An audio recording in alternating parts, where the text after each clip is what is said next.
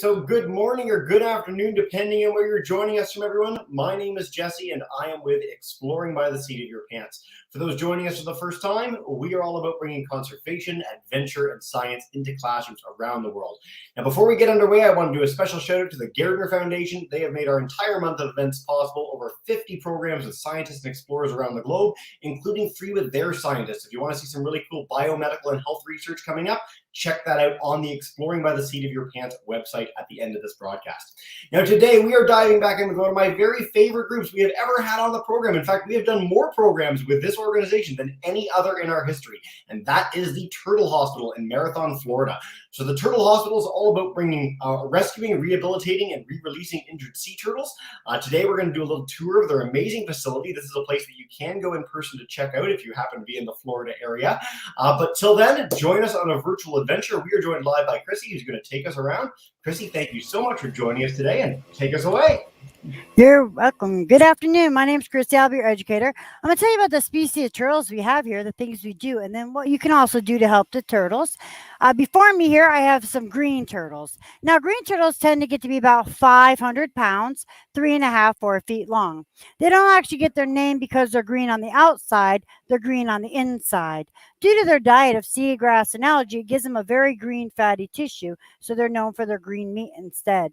And sailors that would travel in the ocean used to round up these green sea turtles, throw them on board their ships on their backs. When a sea turtle is upside down, it cannot right itself. It's called a stay put position, and they can stay out of the water for a long period of time. They used to provide those sailors that fresh meat. Here in the Keys, we used to have what was called a turtle cannery. They used to can the meat for stews and soups. But in 1973, they passed the Endangered Species Act. You can no longer harvest them for their meat, shell, eggs, or leather. But other countries eat their eggs, just like we eat chicken eggs here in the States. These are what we call juvenile greens.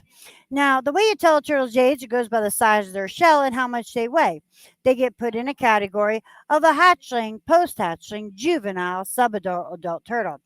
A juvenile, somewhere between a toddler and a teenager years. And these turtles are all suffering from something called tumors. And I call them my Beast to Beauty stories.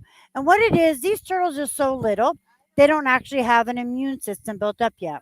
So when they start feeding on toxic grass beds and swimming in toxic water, it breaks down their immune system and they break out into this herpes-like virus. It's called a fibropapilloma tumor. And it grows in a cauliflower shape around their eyes. They can't see, mouths they can't eat, flippers they can't swim.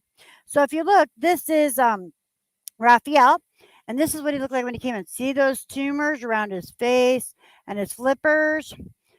And it grows around the soft tissues. As long as the tumors are on the outside, we can help the turtles. If the tumors happen to be on the inside, a lot of times there's not much we can do for the turtles to help them, unfortunately. But they'll go through multiple surgeries to remove the tumors, and then they'll remain with us for 6 months to a year, tumor-free, and then they get back to the wild. So I do have Raphael here, and the other two were Donatello and Michelangelo. Some of you might know not Michelangelo, sorry. Michelangelo went back to wild. Donatello and Leonardo. Michelangelo went back to the wild 2 Saturdays ago. And these are just the Ninja Turtles. And every year we partner with Force Blue veterans. And we go out and we do like a turtle roundup. We gather a bunch of turtles. We want to find out what the overall health of the turtle population is out in the wild, in the Bayside. And so out of 30-some turtles, 4 of them had a heavy load of tumors and had to be taken in here at the hospital, and they're doing pretty good. Michelangelo, like I said, has already been returned back to the wild. I still got 3 more to go. Over here, I got Lime. She's also going through tumors. Now, we can't remove all the tumors at one time. They literally have no skin left. They have to be done in stages. The tumors are vascular. We're not worried about them bleeding to death. The CO2 laser cauterizes it. It just takes too much from the little bodies. I got Spook here. And you can see on top of Sky, she has those big tumors still that we have to remove. Now, when their eyes are covered too, it often makes like a very sad or depressed turtle. They don't want to swim because they can't see where they're going. They don't want to eat. They have a very good sense of smell. They don't feel like eating. Just by removing the tumors from their eyes, it will often perk up their personality. They'll start swimming and eating the next day. Our turtles actually go see a veterinarian ophthalmologist. They get to go to the eye doctor. The eye doctor will remove the tumors from their eyes and put them on cancer eye drops. Twice a day, they'll get taken out of the tank for eye drops, and twice a month, we can pile up to 7 turtles in the ambulance, and they all get to go on a field trip to Miami to the eye doctor. But they have to have one fully good working eye in order to return back to the ocean. Now, Not here, she was also entangled in fishing line. Unfortunately for her, she had to have a major surgery a couple weeks ago, like 3 weeks ago. We had to go inside of her. There was fishing line balled up in her intestines, and they had to pull it out. So she's in a very shallow amount of water, you'll notice, and that's so she can just get the rest that she needs. All she has to do is pop her head up for a breath of air. She does have a little bit of a lung infection going on, so every day she gets to get a nebulizer treatment as well. We put her in a little box and it blows in a mist of air medication, and she gets nebulizer treatments. She is doing better. And then over here is Pistachio.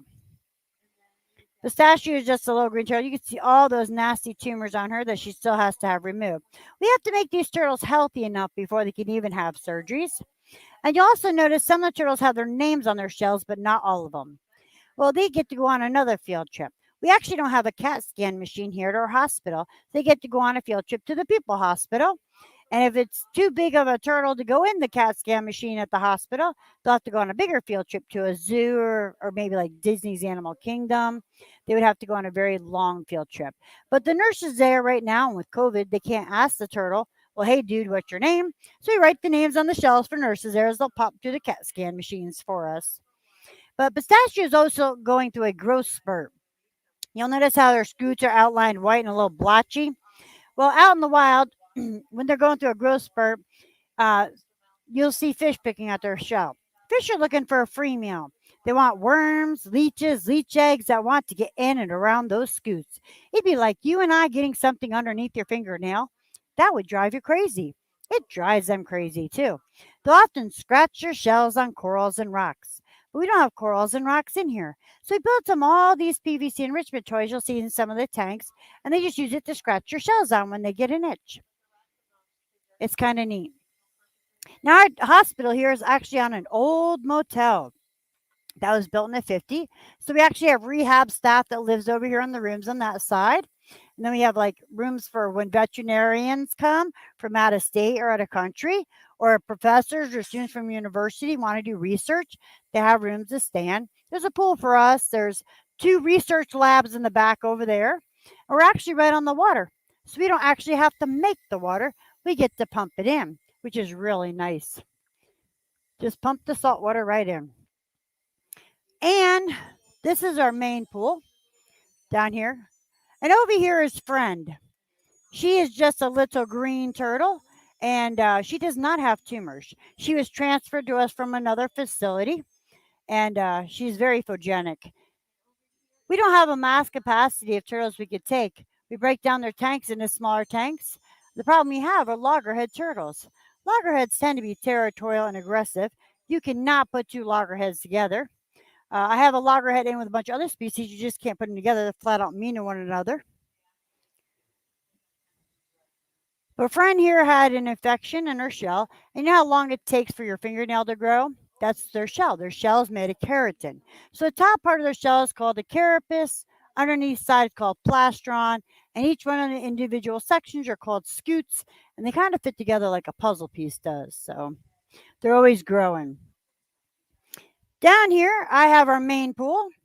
This was the original pool that was built with the motel back in the 50s. Didn't have a lot of freshwater pools. Freshwater had to be pumped in. Pretty expensive when you're on an island. So when the founder, Richie Moretti, purchased the property in the 80s, he did some upgrades. He put in a chlorine pool for his guests. He turned this into what he called an environmental learning center. He would stock it with all different kinds of tropical fish you find here in the Keys so that his guests stay at the motel could come and snorkel with the fish. Well, leave it to the kids in a very popular show at that time. The kids would ask Mr. Moretti, hey, dude, where's all the turtles? Well, back in the 80s is when the Teenage Mutant Ninja Turtles were born. So I thought, well, how cool would that be to have a turtle here? But he found out you can't. Well, you can't have a healthy one. They're an endangered species. But he also found out there was a great need to help the sick and injured turtles of the Keys. So by obtaining a permit through FWC, which is Florida Fish and Wildlife, and having a local vet nearby, he was able to turn this into a rehabilitation center and from there into a full-blown hospital. We are the first hospital. We are the largest hospital. The fish you put in here have died off throughout the years. The fish in here now, they actually come to the tubes. It is connected to the ocean. So there's tubes there. The water rises and falls with the tide. And the fish come in when they're itty bitty. There's no real predators in here for the fish. Fish get really big, have a bunch of baby fish, and then we got to fish the fish out and throw them back in the ocean. You might see some barracudas and a snook in here, yellowtails, mangrove snappers. There's been eels and octopus in here, lobsters. There's a little seahorse in here lately. But this pool houses a lot of our turtles that cannot go back to the wild there. The one right there is the patient that's been here the longest. He's been here since 1989. His name is Bubble Butt. Now, what happens is when they're hit by boats or jet skis or some blunt force trauma happens to their shell, the spine is connected to their shell and it can get broken and they can become what we call paralyzed. Sometimes air can get trapped inside their shell or other things can happen uh, and they can't dive down anymore. And so it's called the bubble butt syndrome. He was the first guy to name it. But in the last couple of years, they've been kind of getting more politically correct and they've changed it to the positive buoyancy disorder. And so a lot of these turtles can't dive down. So what we do from here is you'll notice these round things on their butt, like little Corey has there. Those are lead weights. There is no mathematical equation on how much lead weight to put on a bubble butt. It is trial and error. We'll attach Velcro strips to their shell, put lead weights on Velcro. Once we find out how much lead weight and where to place them, then they'll be applied with a marine epoxy. They usually have to be dry docked a little while in order to give that epoxy time to dry, but this way the lead's not touching their shell and it's not exposed in the water for the longer period of time. This huge one here is Hanson Dewey. We're actually very excited to have her with us. We rescued her 4 years ago, and when she came in, she had a little bit of jewelry on her flipper. So when we send the turtles back out to the wild, they get a little flipper tag. It has letters and numbers on one side. The other side says reward to the biology department of. When we ran that tag and got the information back, we were shocked. This is her second visit to the turtle hospital. She was here in 1994. She was here from 1994 to 1997. She was under a fibropapilloma tumor study and released in November of 97, weighing 35 pounds. She doesn't look like she weighs 35 pounds anymore. She is now 345 pounds. She's put on 310 pounds since she left our facility back in 97. But the reason we're excited to have her with us, in the 34-year history of the hospital, we've only had 3 turtles ever return for a second visit. The other 2 are loggerheads, and she is the first green. After remove the tumors, keep them here roughly a full year, send them back out to the wild. We never actually knew if they grew the tumors again or not until now. She doesn't have tumors. Usually as an adult, they don't. They built up that immune system, but she's kind of our proof. And so, but she was hit by something, so now she does have that bubble butt syndrome. Over here, I have a very special turtle. This is Bender. This is our adult female Kemp's Ridleys. Now, Kemp's Ridleys tend to get to be about 100 pounds at 2 feet long. They like to eat crustaceans like shrimp and crabs, snails. But they're also known as the ghost turtle because of their coloring. So they range from a yellowish to a grayish in color, and that helps them hide in the sandy bottoms of the Gulf of Mexico. But what makes the Kemp's Ridleys truly unique is the way they nest. All the other turtles usually come out at nighttime to nest. If you think about it, at nighttime, that sand is much, much cooler. There's less predators and less people on the beach. Now, these girls, they all come out at one mass time during the day. It's called an arribada, and it means arrival in Spanish. Now, you do notice Bender here is missing her front left flipper. One of the biggest questions everybody likes to ask us is, does a turtle swim in circles if they're missing a flipper? That only happens when they're in a round tank. They have no problem swimming. They actually use their front flippers to propel forward. They use their back flippers to steer with. They do learn to compensate over time.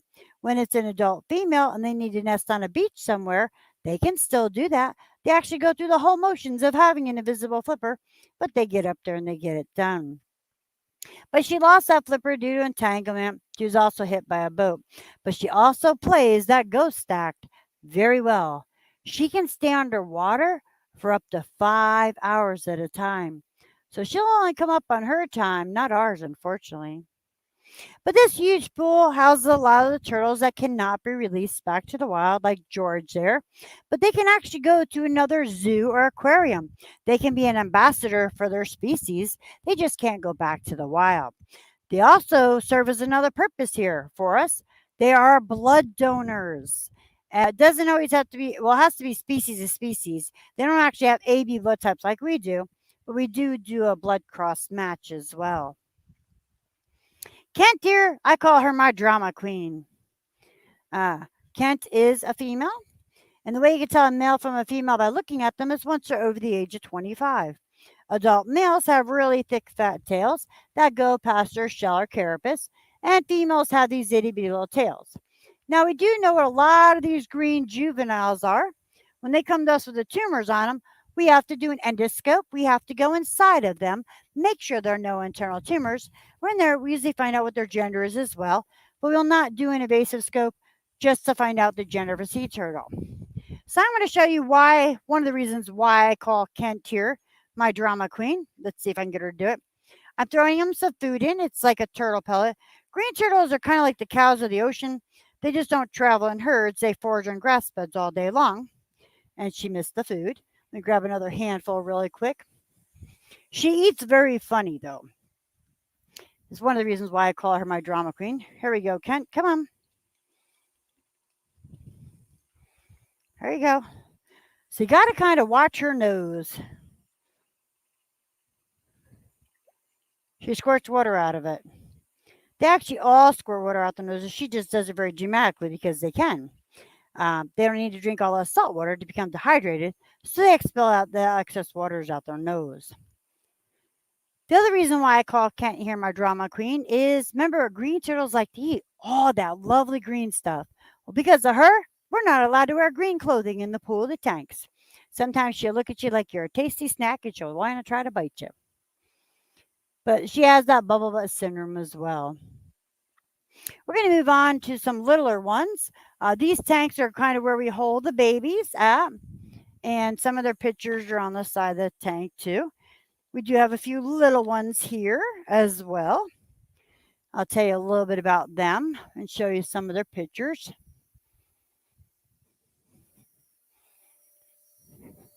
The first one you're going to see is Henry B. Let me show you his picture. He had a big old nasty tumor inside of his head there when he came in. He was a transfer turtle. And so you can see we had removed the tumor. He's just a little turtle. He's going through a growth spurt too. But a lot of times these turtles, like this is like maybe a 2-year-old turtle. He's not very old at all. Very young turtle. You can see his head where we removed the tumor. And the next one will be Frankie. Frankie's my biggest beast to beauty story. Frankie had a lot of tumors. So what happens is when they're very sick, turtles are air breathers. They have to be at the surface to breathe. So when they're not feeling well, they're going to hang out at the surface. They're going to move very slow. Photosynthesis sets in. Algae grows on their shell, and they'll develop a whole habitat in their shell with worms, leeches, leech eggs, snails, crabs, corals, barnacles. All that stuff will actually grow on their shell. But over 10% of Frankie's weight when he came in was in tumors. So he's had a lot of tumor removal. So that's his before picture. And this is what Frankie looks like now. Looking quite gorgeous, if I do say so.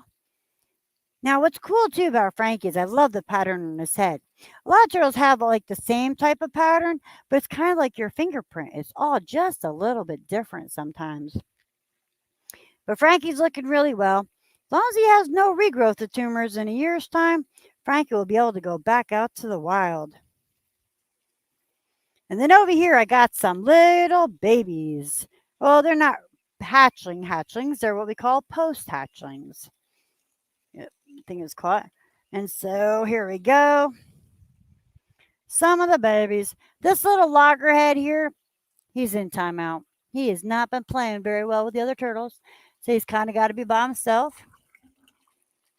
And over here I have 3 more loggerheads and a Kemp's Ridley. Kemp's Ridley is not really white. That's that dark one right there. And normally we don't give them names, but that Kemp's really had to have a medical record. I think a bird might have got to her. If you look at her flipper, there's like little triangle out of there. And her right flipper she doesn't use very much. And what happens is when they're hatchlings, only 1 in 1,000 will make it to adulthood. Everything wants to eat them. Birds, crabs, bayfish, sharks, raccoons, everything will eat them. And so by keeping two of these loggerheads for 2 years here, they'll be in our what we call our little ambassadors. And they'll have a healthy immune system. And the only predator they're going to have to worry about in 2 years are sharks because they'll be about 2 feet long. In the meantime, two of these little loggerheads are going to go on field trips to schools, summer camps, outreach program, library festivals. And usually every year, one of them gets to go to church. They go to the blessing of the pets at the Catholic Church. One of them was on a field trip this weekend to Ocean Festival to educate the public. And they do have names, two of them. They did a Facebook and Instagram Messenger name game. Their names are Mac and Cheese. That's what the public chose. But we get hatchlings throughout the summer for all different reasons. They get washed in by storms. Doesn't always have to be a tropical storm. Could be a hurricane, or a hurricane. We can have gale force winds. That'll push these little guys into docks, marinas, and beaches. And they're just tired out and need a chauffeur to give them a ride back out there. They'll also get found inside the nest. It takes 50 to 60 days roughly for a nest to hatch. 3 days after the nest hatches, nesting surveyors and park rangers will go out, excavate the nest, and count the eggs. And sometimes you find little babies in the nest that didn't make it out. They get stuck on the roots, or their brothers and sisters just pile on top of them. May 1st, October 31st, lights out on the beach, turtles dig in the dark. If they see an artificial light, they go toward that light and they end up in swimming pools and parking lots and all kinds of places they shouldn't. So you might see red lights up and down the beaches. That is the color they filter out. And then birds will drop them. You never know a bird's going to drop a hatchling, craziest places. But the biggest hurdle that these babies have nowadays is they spend the first years of life at those Sargasso seaweed patches. These big floating patches of baby food for them. In those big floating patches, there are snails and jellyfish and bivalves. Well, unfortunately for them, those places are now trash dumps. Everything floating in the ocean has to stop when it hits something. It hits a Sargasso and breaks down into a smaller piece of trash. And a lot of these babies, they're like toddlers. If they can fit it in their mouth, they're going to try it. They will eat anything if they can fit it in their mouth. And the little one over here, he's in timeout because he's not playing nice with his brothers and sisters. Kind of like toddlers know how to bite sometimes. Well, these guys like to try to bite one another too. And so he's in timeout to learn to play nice with the other turtles. But over here, I have one different species of turtle. It's the only one I have here currently. This is a hawksbill. Hawksbills tend to get to be about 100, 150 pounds, 2 to 3 feet long. And they get their name because they have a bird's-like beak like a hawk does. And they use that bill for their diet, which consists of corals and sponges. But inside certain corals and sponges, there's a glass-like shard material. It'd be like eating a mouthful of broken glass. But it's also what gives them a beautiful shell. It's hard to tell that they have a beautiful shell when they're this little, but they are hunted for their shell. It's made into tortoise rimmed glasses, jewelry, guitar picks, all kinds of things is made with their shell. And so they're protected now, though, here in the United States. You can't have any part of a sea turtle. But their shell is a little bit different from the other turtle shells. Their shells overlap like shingles on a roof, while the rest of these turtles kind of fit together like a puzzle piece. And let me show you something else about these little guys. Let me see if I can pull one up really quick. I want to point them out. Oh, be nice. Be nice. You're not going to bite me. You notice they have what's called a ridge on their back. That little ridge is called a keel. It gives them that dinosaur or prehistoric look to their shell. Not quite sure where it's there. It just makes them look tougher to a predator. And underneath them is kind of a lighter color. And what it is it's counter shading. And so if a predator's swimming underneath them looking up, they kind of blend in with the sky and the clouds. They're just a very little turtle. And if you also notice, they have nails on those flippers. As they get older, those nails get pretty sharp right there too. And they can use them to cut and rip with. and they use them to dig with. Like sometimes the turtles, they'll hide under corals and rocks, and they'll kind of stuff their heads in the holes, and that hides them from sharks as they rest. Because sea turtles cannot pull their heads or flippers inside their shell, and so they hide. And they use it as a toothpick. They'll use it to, like, if something gets stuck in their beak, to pull it out. That's another thing to use those nails for. And when it's nesting season, to dig the egg chamber, the back nails. And you'll notice also they put their little flippers on their back. And that's another defense mechanism. It kind of makes them look like a leaf floating in the water. So if a bird's flying overhead, they just kind of look like a leaf floating in the water. And it protects their flippers from being snatched off by a little predator as well. Now we do keep this shut because if a bird comes in, they're still lunch size. So we keep it very well covered. And over here, hopefully you could see her down there, is little fat Brianna. We did not name her that. The people that rescued her named her that. The people that rescue them are the ones who get to name them. She is a loggerhead who was also hit by a boat. Loggerheads tend to get to be about 450 pounds, 3.5 feet long, and they get their name because when sailors were traveling in the ocean, they didn't want to hit something that looked like a log in the water. They'd be yelling out, "There's a log ahead, log ahead." And then they popped their big old head out of the water, and they realized, well, that's not a log, it's a turtle, and they called it a loggerhead. They eat the hard shell invertebrates, lobsters, crabs, horseshoe crabs, conch shells. For such a very powerful jaw, which their bite force is almost the same as a great white shark, they have a tiny little brain for such a big head. Their brain's only the size of your thumb. That's it. But she's down there hanging out. Little Blue here, who's doing pretty good since her tumor removal. And then we got little Pumpkin here. Also had tumor removal. We're going to go around the corner. There's a few more turtles I want to show you. I got Queso here. But Heather, she's a pretty spectacular turtle. She was actually attacked by a shark. And you say, well, how do you know that? She still has 4 flippers. There's a head. She has a tail. And there's no chunk marks out of her shell. She has what we call rake lines on her shell. I'm going to kind of show you her picture there. So if you look at the front corner panel of her carapace there are these scratch lines. That is due to the shark's teeth. Sea turtles can do bird speeds of 35 miles an hour.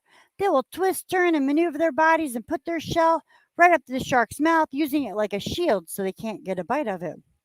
Are you going to scratch your shell for us, Heather? Show them how you get that itch and you can scratch your shell. She likes her scratching post. Up, that's what she's doing. It's like, I got an itch. I'm just going to scratch my shell. Show you how I scratch it. Just like us, too. If you ever get a scab and it itches, that's the same thing with them. Now, when you and I get a cut, you tend to wash it with soap and water. You put antibiotic ointment on it, and you cover the Band-Aid. You'll never guess that we use for antiseptic here or antibiotic. It's something that bees make that you eat. Honey is an all-natural antiseptic. You can actually use it on yourself. When it's a deep wound, they'll pack a raw honeycomb, and we use a lot of meta honey as well. But as far as a Band-Aid to fix a broken shell, there are a couple different things we've used throughout the years. Denture adhesive, marine epoxy, bone cement, something called hooves glue. It is not made of horses, but it is a horseshoe glue. Horses' hooves are made of keratin. Same stuff your fingernail is, same stuff their shell is, and it dries very quickly. But the last thing we use, it actually makes our hospital smell like a nail salon. It's acrylic. Yep, we've had acrylic on a shell before. I'll take the smell of acrylic in the hospital any day over some of the smells. Some days it's pretty bad in there. You just never know. But you can kind of see on the top of her shell there where those actual wounds are too. Let's see if I can get over top of her a little bit as you watch her scratch her shell there. And she's just got those itches going on. She's just going to scratch them. That's one way they help keep their shell very clean too. Yeah. Chrissy, this is fantastic. I love this. I think it's the first turtle hospital program we've ever had with like a live scratching, like on command. There you go. Yeah. I don't know how much more you wanted to show us around, if there's anything specific, but if you'd like, we can dive in with questions. You can take us around. Yeah, this is it. Well, I had one more turtle to show you. That was it. Show the turtle. Go over it. All right, one more, and then I'm ready for questions. All right. So over here, I have Lenny. Lenny was attacked by a shark. And he actually had a bone sticking out when he came in of his flipper. We had to amputate it. Sharks won't always eat the whole turtle. They'll just take a snack, a flipper here, a flipper there, save the turtle for another day. He's going through a growth spurt, but he'll go back to the wild. He also had to have tumor removal. He has no problem swimming, even though he's missing the flipper. And then most of our lifting is muscle power. I do have an elevator here we use to lift to have the turtles up with. And the one turtle I didn't talk about was the leatherbacks. We don't get a lot of them down here.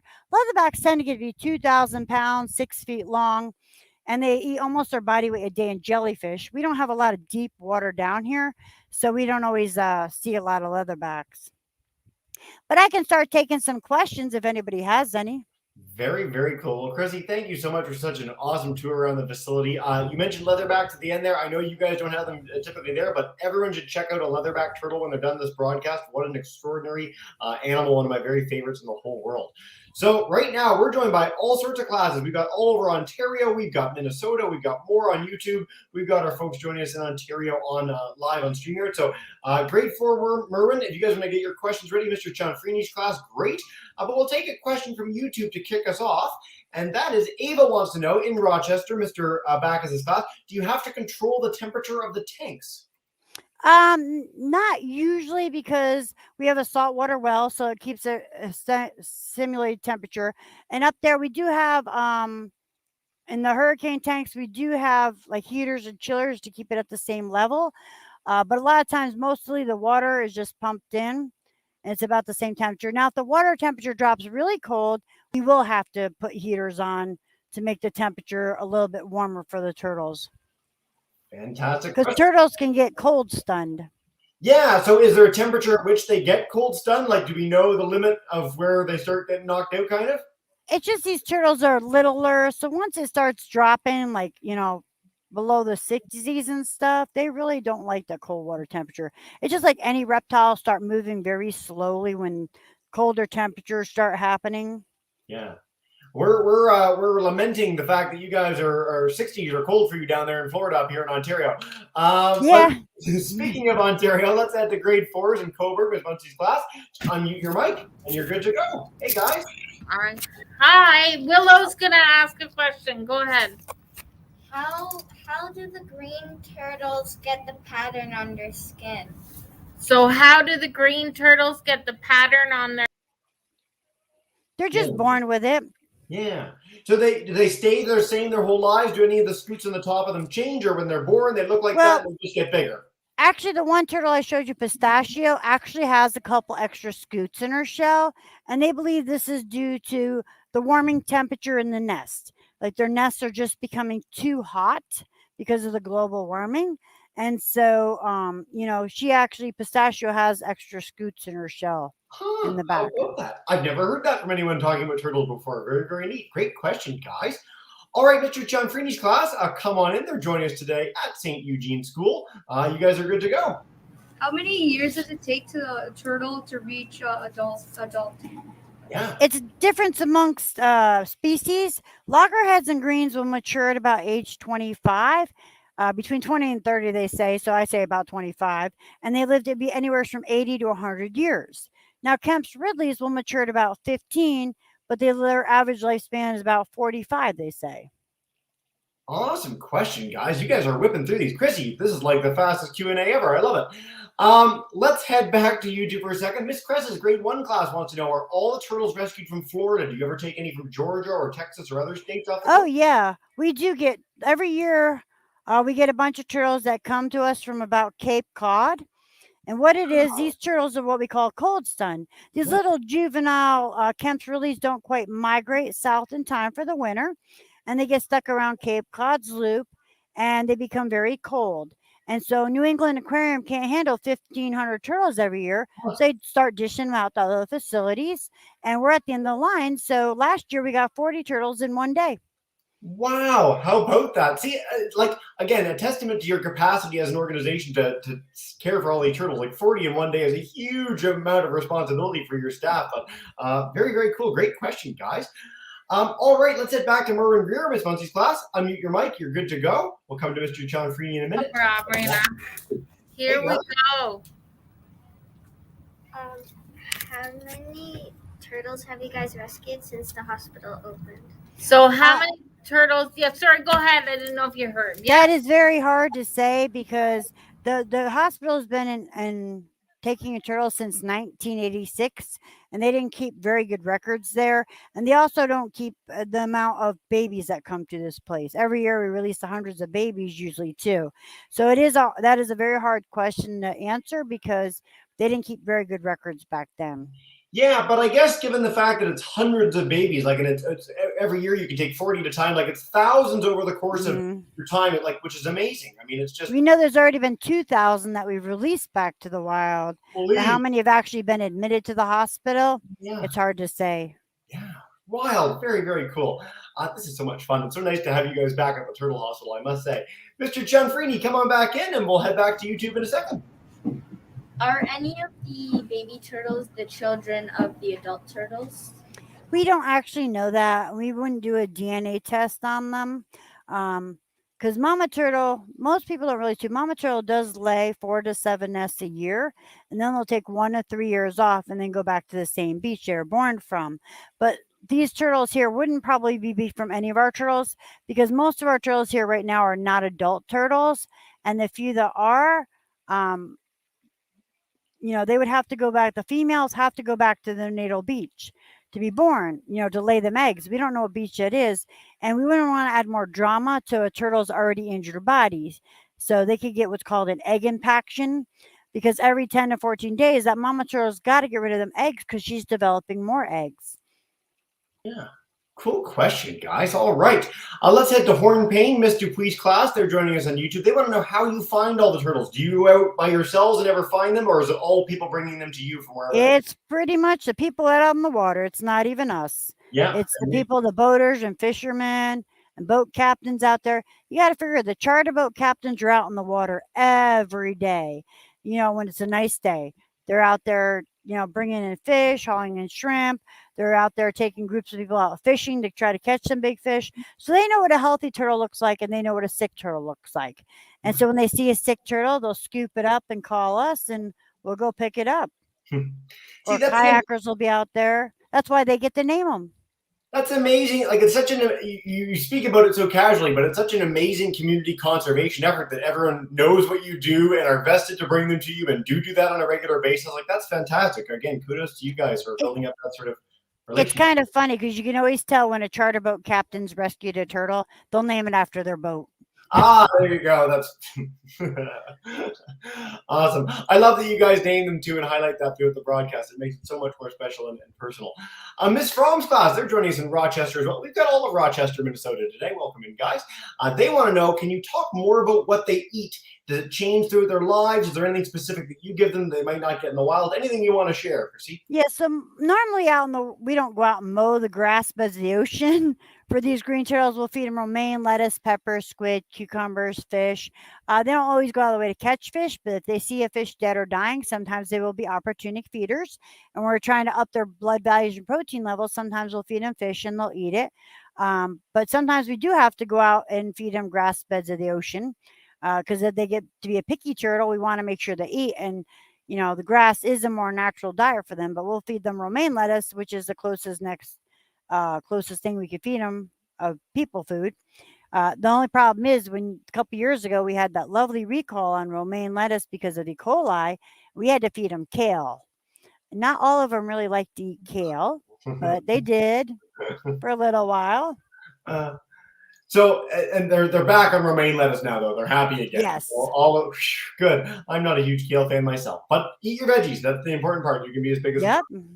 Time flies and you're having fun. I want to take one more question from YouTube and one to follow up after that.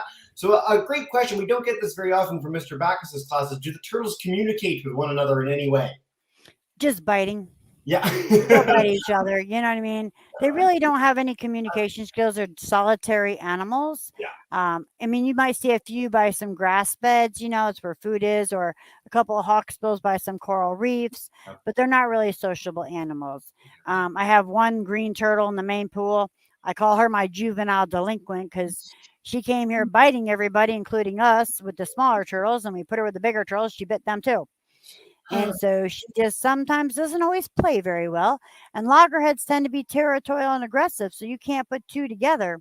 Yeah. You have to keep them separated. Like I have one loggerhead with a bunch of other species of turtles, does fine most of the time. You Yeah. just can't put two of them together. They're just flat out mean to one another. Well, I liked two things when you were showing the babies. One was the one baby that sort of sequestered by itself, was a little, too enthusiastic, and then the other one with the multiple species together in the same tank. We hadn't seen that before in any of the turtle hospital programs, so that was really, really neat. Chrissy, the one question I always have to wrap up with every time we do one of these broadcasts is we've got kids that are on the ocean all across North America. We've got kids that are in the middle of the continent all across North America. No matter where you're joining from, are there things that people can take home with that they can do to help protect turtles, both at the turtle hospital and around the world? Yes, the best way you can help the turtles and the other animals and marine life is to reduce, reuse, and recycle. Other countries are doing it too, and that's wonderful. We need to get back on board with doing more recycling and trying to just be conservation wise. Skip the plastics if you can. Do you really need a grocery bag? Do you really need a straw? It's just being more conservation minded so that this stuff doesn't end up in the ocean. The little guys are like toddlers. If they can put that in their mouth, they're going to try it. They don't know that our trash is not their food. And so they'll eat anything that they can, unfortunately. And so that's what makes them very sick and very ill. It's not a matter of a turtle laying so many eggs, trying to reduce light pollution, noise pollution in the ocean, just finding better sources to protect our environments will help all the animals all the way around. That is a beautiful answer, and one we hear in all our conservation programs, whether it's penguins or polar bears, sharks or turtles. Don't waste as a concept is so important, whether that's emissions or garbage or what have you. And so thank you so much for sharing that message with us today. I'd also encourage all our classes, check out the turtlehospital.org. Amazing stuff there. You can find out more about all their retinue of turtles, all the amazing work that they do. And you can check them out on social media too, at Turtle Hospital on Twitter and Marathon Turtle Hospital on Instagram. Amazing pictures, amazing stuff. Always a thrill to have them. And I think our classes have raised well over $2,500 for you over the last few years. So always a nice opportunity if classes are keen to do something great for Christmas. As you guys can see, it goes a very long way. Chrissy, yes, the turtles, thank you so much. Yeah. The turtles always thank you. They do. You guys have adoption things, which are really, really neat. I've adopted turtles from you guys in the past too, and it's so much fun, the stuff you guys send. So again, huge encouragement for classes to check that out. What I want to do now is end our broadcast, encourage all our classes to go to those resources when you're done. And Chrissy, bring in our Merwin Greer class and Mr. John Freeney. They're going to join me in saying a big thank you and farewell for all your great information today. So our two classes, come on in. You guys too. Have a